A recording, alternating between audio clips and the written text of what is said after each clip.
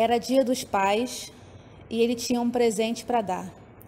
Andava de um lado para o outro, esticava os pés descalços perto da janela.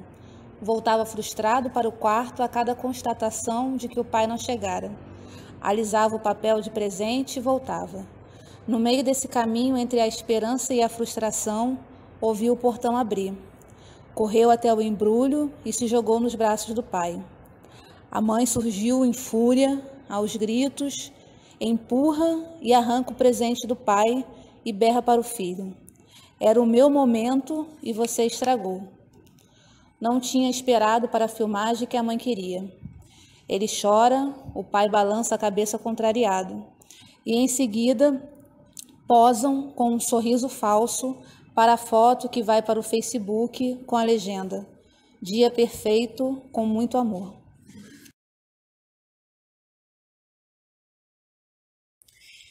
Preciso conseguir meios de pagar essa dívida. Já perdi tantas noites de sono, de tanto procurar saídas. Quem sabe minha irmã, a Áurea, claro. Assim que o marido e as filhas saírem de casa, vou até lá. Ela vai conseguir ver na borra do café uma solução. Quase tudo que ela fala, quando termina de tomar uma xícara de café, acontece.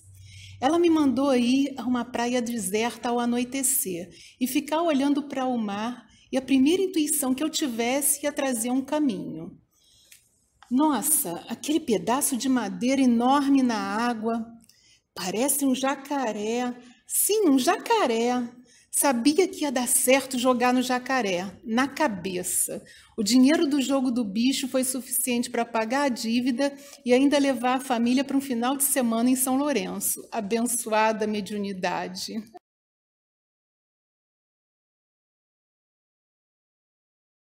Minha mãe sumiu. Eu tinha uns 12 anos e ainda não tinha menstruado. Meu pai chorava todos os dias como uma criança. Um belo dia danou de ir ao cartomante, perguntar para onde a minha mãe tinha ido. Foi também a macumba, como ele chamava, e lá disseram que ela estava perto de Nossa Senhora. Foi aí que meu pai interpretou que a minha mãe estava escondida em algum lugar da Nossa Senhora de Copacabana. Então fomos juntos, batendo de porta em porta, em todos os prédios da Avenida Nossa Senhora de Copacabana, mostrando a carteira de trabalho que a minha mãe tinha deixado. Nada. Depois de um tempo, vendemos tudo, moramos de favor, procuramos em mais 2 cidades. 20 anos depois, descobri que a minha mãe fugiu para São Paulo com um caminhoneiro.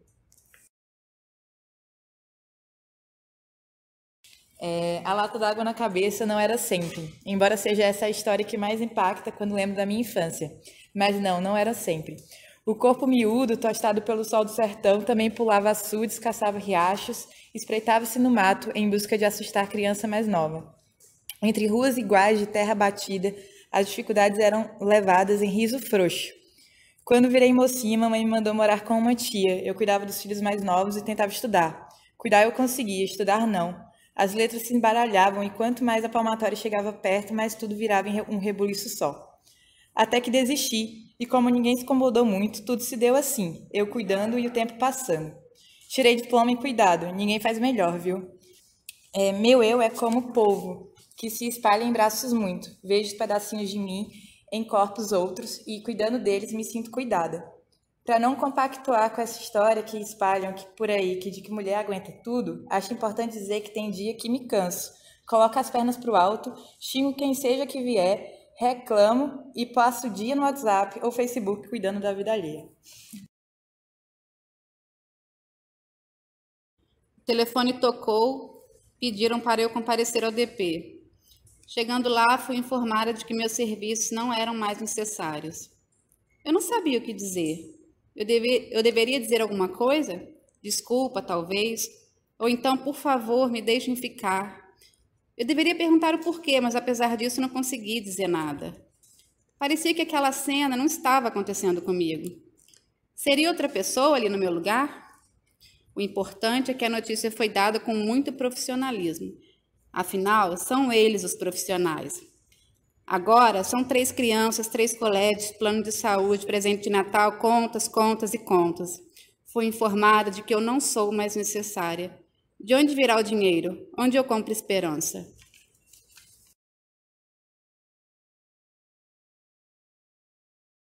A serra onde nasceu foi ficando longe. Havia nevoeiro como em todas as manhãs. Os lavradores já haviam começado a colheita das uvas. Daquela vindima, ela não participaria, nem das seguintes. Os pés se preparavam para pisar uma terra além do Atlântico, um mundo novo e desconhecido. Na bagagem, linhas, agulhas e a máquina de costura. Outras histórias aguardavam ser bordadas em variados pontos e tecidos. Conquistas e perdas espreitavam no direito e avesso da travessia de um futuro líquido. Mas, por enquanto, ela nada sabia. Diante de si, o imenso navio ancorado em água e sal do mar feito de lágrimas de Portugal. Meu pai era a minha maior referência. A infância não foi fácil, mas é bom lembrar dos momentos em que eu estava com ele. Minha mãe sempre batalhou muito por mim, porém meu irmão mais velho era seu preferido. Éramos só nós 2 de filhos feitos por eles. A casa era pequena e vivia sempre cheia. Meu pai era o mais velho de seus 4 irmãos, que moravam no mesmo quintal, entre eles os agregados da casa e os visitantes.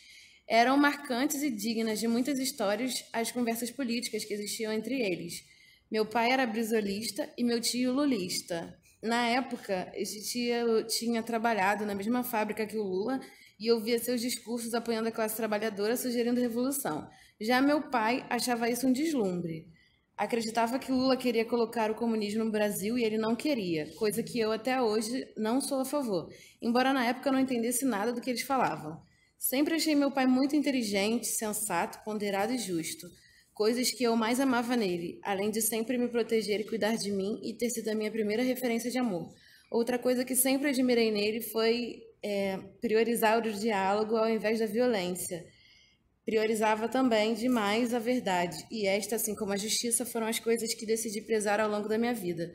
Voltando à política, meu pai se sentia representado pelo Brizola porque ele priorizava a educação, pilar dos ensinamentos dele. Me lembro bem de uma discussão entre eles que falavam coisas que não recordo, mas os 2 nunca chegavam a um bom senso. Da qual o fim foi a partida do meu tio lá de casa. Ele saiu revoltado como se fosse esparecer, mas nunca mais voltou. Embora ele parecesse peregrino e eu já estivesse acostumada com essas indas e vindas desses meus parentes, percebi que esse negócio de política era pesado, e mais tarde eu me tornei quem eu temi. Discuto meus ideais da mesma forma que eles. O que ela quer de mim? O que será que ela quer de mim? Por que ela me chamou? Por que ela me chamou? Medo?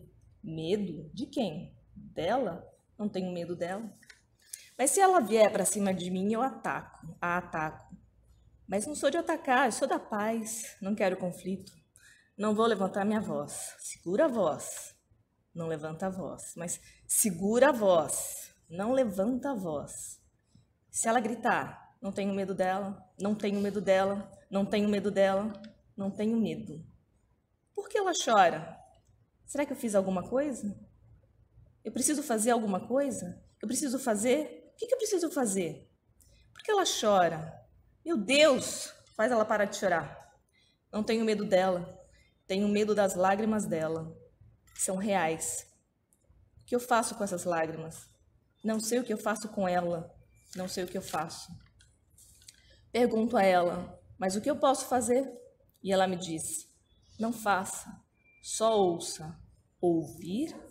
Sem fazer? Não consigo. Impossível. Não tem nada que eu faça que a faça parar de chorar? Nada a fazer? Tudo a perder? Tremo. E então, choro. Por que choro?